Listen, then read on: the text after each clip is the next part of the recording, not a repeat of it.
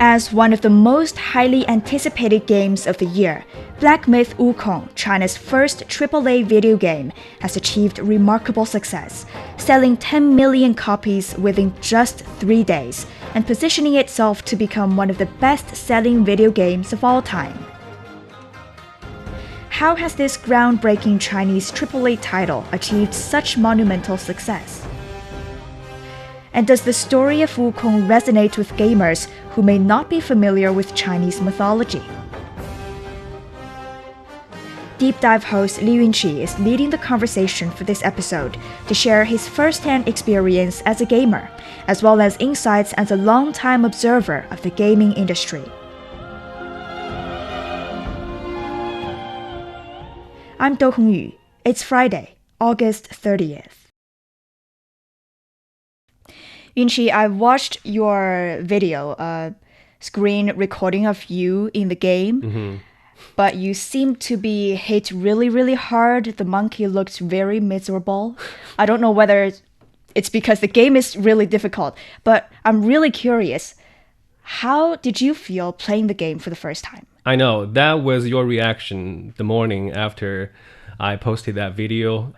Black Myth Wukong was actually in this genre where people perceive as the Dark Souls-alike games. And this type of game, you actually have to be defeated multiple times by the foes. And during this process, you learn the movesets, the skills of the bosses, of the enemies, and then you eventually overcome this opponent. So it is extremely difficult and it can be challenging in many times. And that's why this type of game actually has only been popular among a very small group of gamers. Black Myth Wukong, as a Dark Soul-alike game, has actually garnered attention outside this small community and broken into the mainstream media. So even skilled gamers like you think it's very difficult. Yeah, and I have to defend my gaming skills that it is a difficult game and I consider myself as quite a skillful player. Okay, but we've heard a lot of discussions about video games before, but they're mostly among those gamers, like what you said, high-level gamers. But this time, this particular video game seems to be very popular, not just among those who play it, but also for even people like me who don't play video games. But how has the video game gone viral and achieved such success? Well, fundamentally, it's because the gamers from China had such high expectations on the first ever AAA game from China. And there's a very simple way to understand this, that for the first time, the English-speaking players, when they log into Black Myth Wukong, the first thing that they need to do is actually to look for the language setting and change Chinese into English. And gamers that don't speak the language Chinese, they also didn't expect the first ever AAA game from China to be actually very good, a decent game. Because when the first trailer for Black Myth Wukong was released 4 years ago in 2020, there have been many doubts on whether this company, Game Science, can eventually deliver a game that looks as amazing as it looks like in the first trailer. Okay. And also in that same year, the company announced that it will be one of the first major titles to develop the game in this game engine called Unreal Engine 5, which was just released earlier that year. And this most up-to-date game engine will bring the graphics of the game to the next level. That's why we are seeing all these unrealistically looking, almost surreal images from the gameplay. So these are the reactions from the gamers in China and from abroad. And apart from that, people that don't even play the game also had expectations on this game because people are hoping there's more cultural representation from the Chinese perspective on the international stage. If you recall the opening ceremony of the Paris Olympics from last month, there was actually a man dressed in hoodies that was parkouring on the rooftops of the buildings in Paris. And that's actually a character from a video game called Assassin's Creed. Oh, And then going back another 80 years, back to the closing ceremony of the real Olympics, the Japanese prime minister at the time, he dressed in an attire as the popular Japanese video game Super Mario okay. to announce the next hosting city. And this is how national pride and cultures could be reflected and represented in video games. So in short, I think the expectations from gamers from within China and overseas, as well as the people who don't even play game from the Chinese community, have pushed the popularity of Black Myth Wukong to what we are seeing today. High expectations for this, as you said, AAA game. But please explain to us, what is a AAA game? So broadly, it refers just to a game with a high budget, heavy investment, and a large development teams. And sometimes you can also say that it takes a lot of time to develop this game. Narrowly speaking, if you look up words like top AAA games or the most acclaimed AAA games, and you will find that most of the results are RPGs, or in gaming term, that stands for role-playing games. So in which the games would offer an immersive world for you to play as a character to venture through stories. So for this type of game, just like in film production, you will need like good graphics. And in the case of Black Myth Wukong, so the company has 3D scanned many historic buildings to recreate the digital replicates of these ancient architectures where this mythology journey to the West actually took place. So it creates a more immersive experience.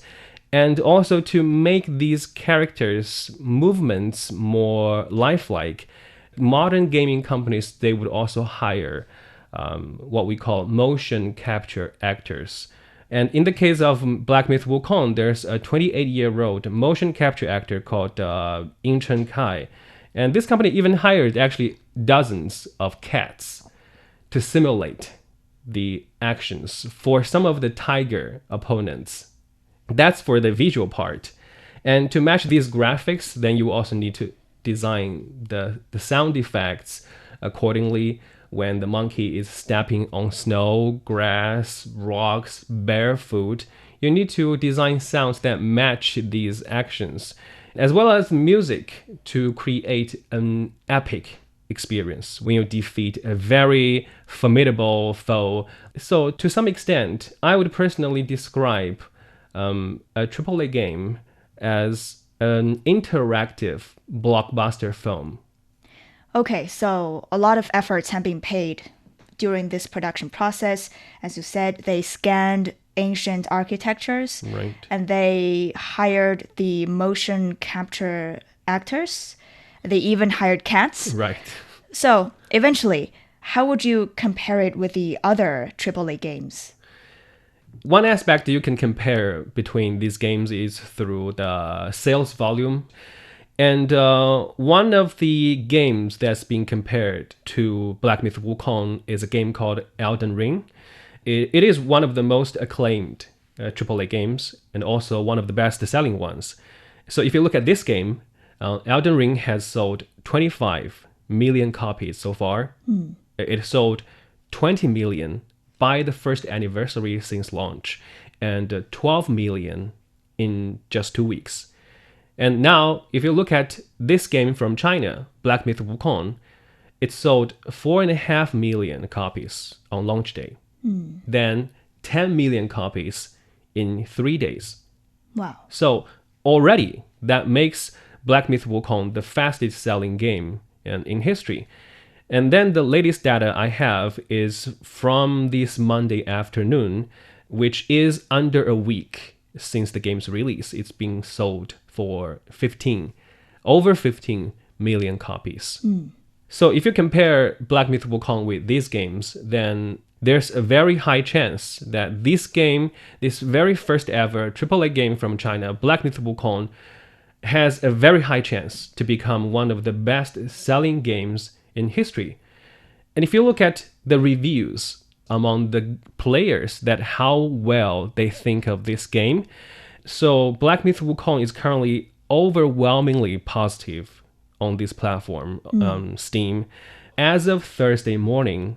So there are 580,000 good reviews out of 600,000 reviews. Okay. And the percentage of good reviews is 96.7%. But of course, 160,000 among these reviews are Chinese comments. So Okay. You also have to take into account that from within the Chinese community, they also help to push up this rating of this game from China. But that's not saying that this game is only popular in China, because on this platform Steam, Black Myth Wukong is practically the most popular game across basically all the regions and countries in the whole world. And then if you look at another platform, PlayStation 5, there's currently 57,000 reviews for this game, WuKong. The game receives a score of 4.37 out of 5, which is roughly 87.4 in percentage points. That's still a very good score. So I would say somewhere between 87% and 96%, somewhere between these two numbers might be an honest review for the very first AAA game from China. And that's a very good result, considering there has never been a AAA game from China, and this developer, Game Science, has only released 2 mobile games before. Wow. So in short, Black Myth Wukong is poised to make history in terms of its sales record. It's a decent game, but as the first ever attempt from the country and from the developer, there are still improvements to be made in terms of the gameplay, game design, and even storytelling. But overall, it's a very decent game and definitely worth trying. A very stunning beginning and a lot of excitement from the players, both from China and from other countries. But I wonder, why did it take so long to see a AAA game coming out of China? Exactly. That's why so many players from within the country are so looking forward to this first attempt. And a simple answer to that is that for a very long time, there just simply wasn't the market for the developers in China to make such a game. The current mainstream dominating markets in the world, they had what's called the first mover advantage. So now let's compare China and the other countries where we can find a very matured video game market and industry. In China, personal computers only started appearing in the 1980s. Yes. And during that time frame, in these mature markets, they already had video games like Tetris, Pac-Man, Super Mario Bros. 3. And that's also the time when the first edition of the Legend of Zelda series came out, which is now one of the largest AAA game IPs. And by the time that PC became common in Chinese households in the early 2000s, there's already games like Call of Duty 4 Modern Warfare, Grand Theft Auto San Andreas and GTA 4, Wii Sports, Halo, Bioshock, Diablo 2.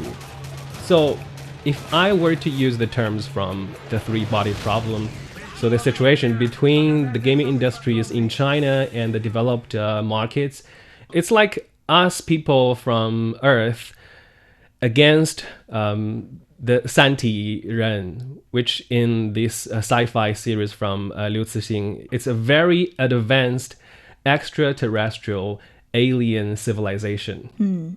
So that's how much difference and gap there was between the video game industry in China and the mature markets.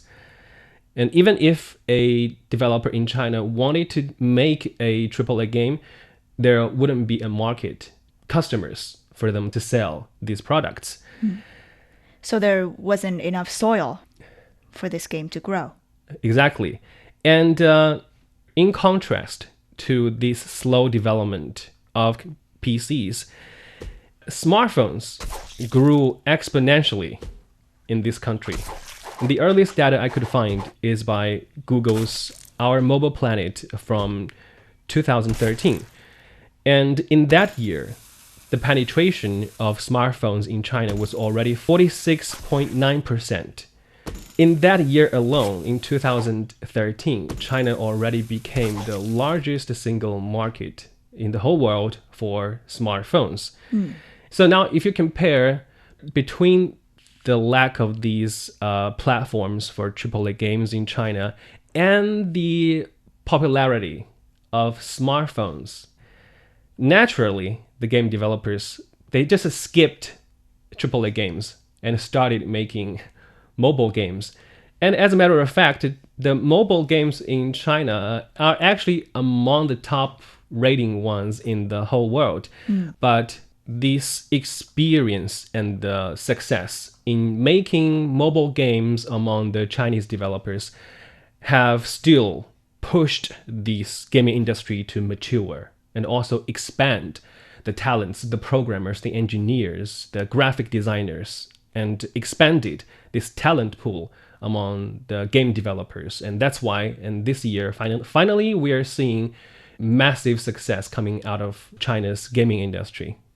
So based on what you said, it's really a great game for the players.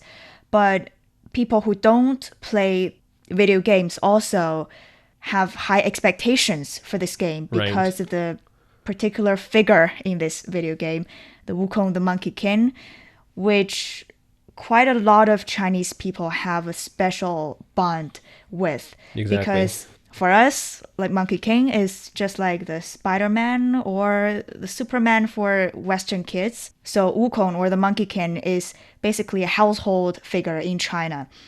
So a lot of people expect this video game to help to promote such stories from ancient Chinese culture. Has WuKong really fulfilled such expectations? Definitely. During the game development process, they went and scanned those ancient architectures across China. So that has somehow promoted these tourist attractions among travelers.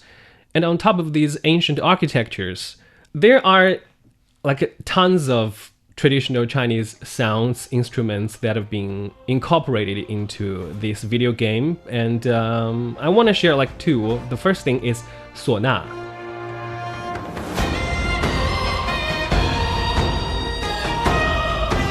Before the game's release, this instrument was largely associated with ceremonial and ritual celebrations. Yes. Because of the loud and high pitch and penetrating sound. It's a stereotype though. I know. I personally didn't see other applications for唢呐apart from ceremonial or ritual occasions. But this video game, and I'm not just talking about Black Myth Wukong, has really brought new inspiration for this instrument. This penetrating sound is actually a very fitting instrument to be the theme sound for especially these heroic characters. And one other traditional art from the game is a sort of storytelling technique called 陕北说书.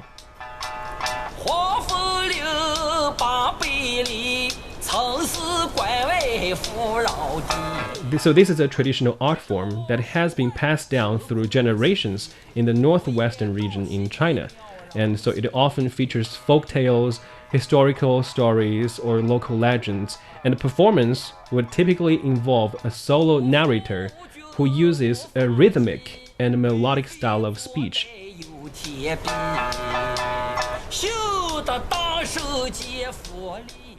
Yeah, so those are some examples from music, from graphics, on how through this video game that Chinese cultures and the landscapes and are presented to the audiences across the globe. And that actually inspired many Chinese living abroad. Because just like how I explained earlier, that this character WuKong is really one of the most shared memories among Chinese people, regardless where they are, especially among the gamers.